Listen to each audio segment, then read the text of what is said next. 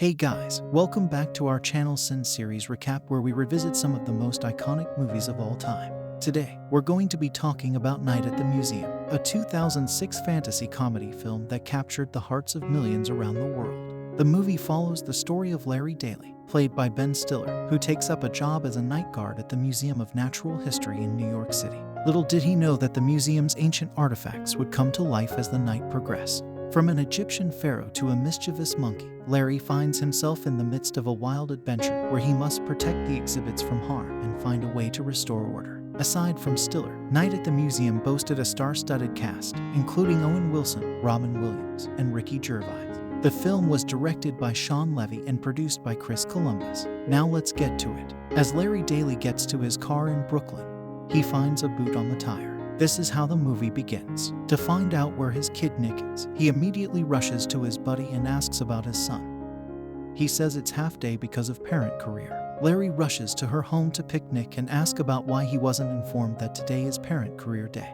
But his ex-wife replied Nick has already told to him, maybe Larry forgot. Larry meets Erica's fiance. They have a chat. Larry told Erica he is like a Batman. According to his acquaintance, his ex-new wife's lover took him home, only to confess that he may be evicted soon and relocate to Queens. Larry comes to the home of his ex-wife.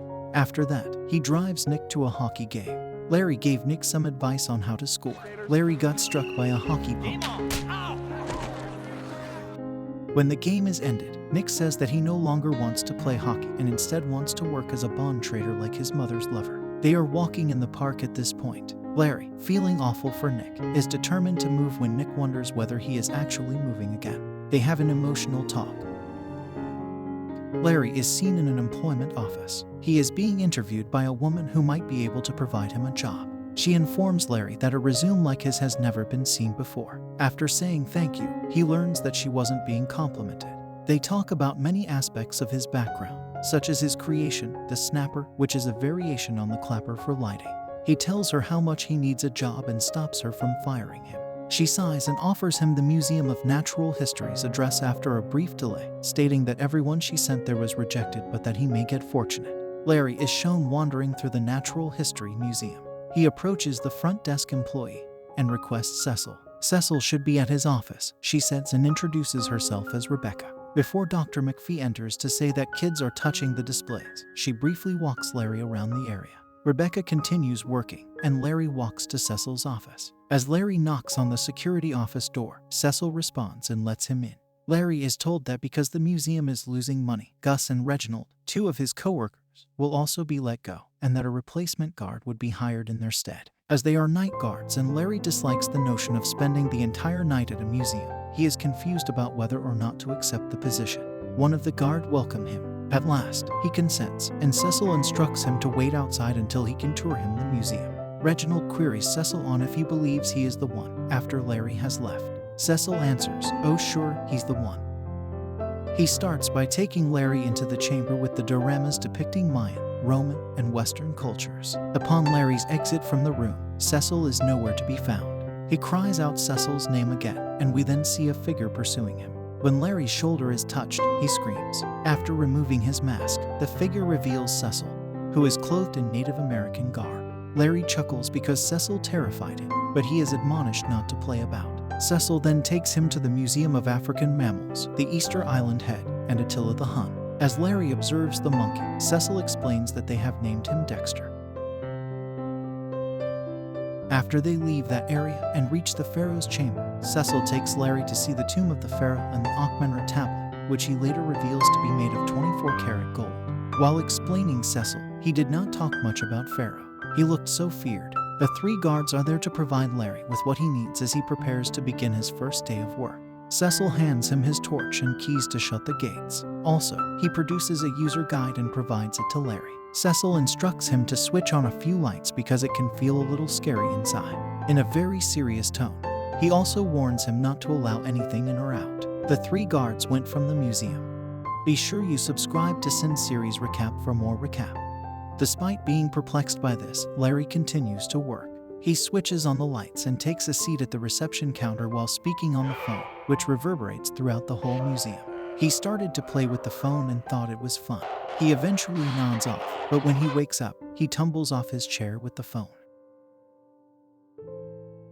He took a walk in the museum and noticed the Tyrannosaurus Rex was absent as he stood up and crossed the room.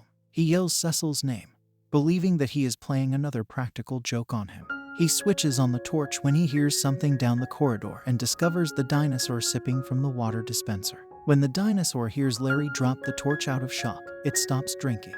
Larry tries to flee and hide by ducking behind the front desk as he roars and rushes for him. As Cecil answers the phone, he was attending a birthday party. He advises him to follow the directions before hanging up. The desk is picked up by the dinosaur and thrown across the room with its mouth. The first command is to throw the bone, which Larry reads from the instruction manual. As a huge rib bone falls in front of Larry, he picks it up and flings it across the room while still being perplexed. The T-Rex then materializes in front of Larry, drops the bone, and pushes it to Larry, implying that he wants it to be hurled once again. Larry then tries to flee. Larry throws the bone once again after realizing that the dinosaur wants to play fetch. This time, Larry gets thrown into the steps by the T-Table. Larry runs through cavemen who are making fire as he is doing so. The Easter Island head greets him and tells him he should receive gum gum from Larry, calling him dum-dum. As Attila the Hun appears and pursues Larry into the lift, the head tells Larry to flee. Larry reached the first floor. Larry asks Sakagawa what is going on as he enters the chamber where she is on exhibit. She can't hear him since she's behind the glass. He reads the name of other two guys on the chamber inside. A Civil War soldier fires at other soldiers while pointing a pistol over Larry's neck as he stumbles backward. Larry is able to make his way out unharmed. He reads the next order, where it says lock the lion, otherwise it will eat you. On the way to Lion, he meets up with Columbus. Larry enters the Hall of African Mammals via the lift. He tosses the handbook into the middle of the room, just in front of the lions. Larry dashes for the handbook, dashes into the trees, and shuts the gate behind him. He reads the following instruction, which states that he should double-check his belt because the monkey most likely snatched his keys. He discovers that his keys are missing. When he looks up, he notices Dexter, a monkey, clutching his keys. He asks the money to give the keys softly, but Dexter bites his nose, and after that Dexter pees on Larry as he attempts to reclaim them. Bad monkey, stop that! Dexter then snatches and tears the instruction manual in two. Don't. I know what you're thinking. Don't do. Larry storms into the diorama room, furious. He then encounters miniature Mayan soldiers in the hall. He noticed something stabbed his cheek. It was an arrow. Then they begin shooting little arrows into his hand. Larry flees in agony. Larry notices the Western display and approaches it. He notices some little Western folks had tied his feet together after hearing a disturbance underneath him. He turns around, but they force him off his feet onto the exhibit's railway tracks. We then see Jedediah ordering the cowboys to hog bind him. The cowboys wrap ropes around Larry's torso and tighten them around him, securing him to the railroad rails. Actually, only his head rests on the tracks. They express their dissatisfaction with being locked up in the exhibit every night, and Jedediah gives the order to start the train. Larry implores Jed to halt the train, but Jed refuses. He ordered to hit it with full thrust. Ram him! Split his head like a watermelon! The train strikes Larry in the head but derails without causing significant injury. Larry frees himself from the restraints and stands up.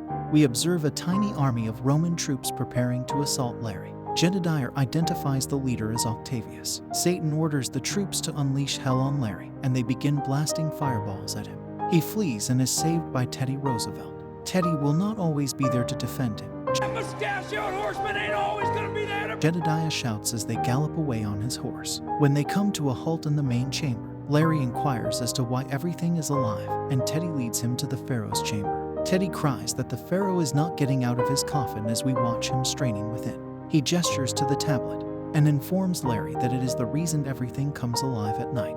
He informs Larry that it is his responsibility to see that nothing escapes the museum, or else they would turn to dust if the sun rises while they are outdoors. Teddy assists Larry in gathering everyone, and we see Teddy looking at Sakagawa through his binoculars. Teddy just states that he is tracking Larry when he is asked why. Larry is unsure whether he will return. Teddy informs him that some people are born great, while others are propelled into greatness. Larry say nothing, just a gesture of a smile only.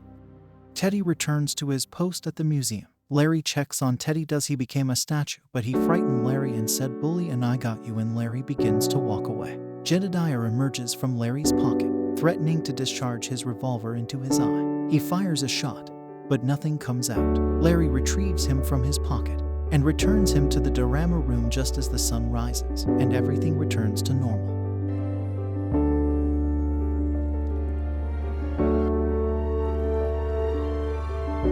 The 3 old security guards entered the museum in the morning, shouting Larry's name. Larry shocks Cecil and the other security guards as they enter the museum. He informs them that at night, everything in the museum comes to life. Cecil argues that even if they had told him, he would not have believed them. Larry resigns and leaves the institution. Larry runs into Nick on his way to school on the museum stairs. Nick expresses his admiration for Larry's efforts at the museum. Larry agrees to take Nick on a tour at some point. Larry returned inside and reclaimed his job.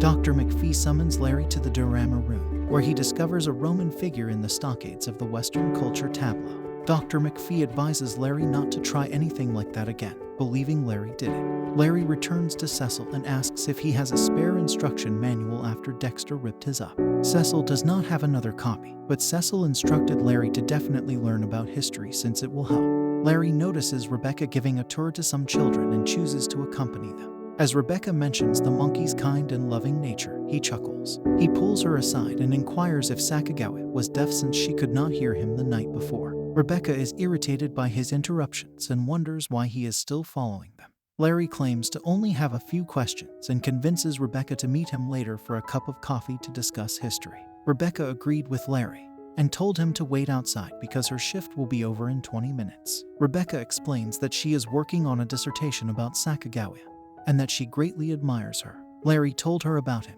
and he wants this security guard job.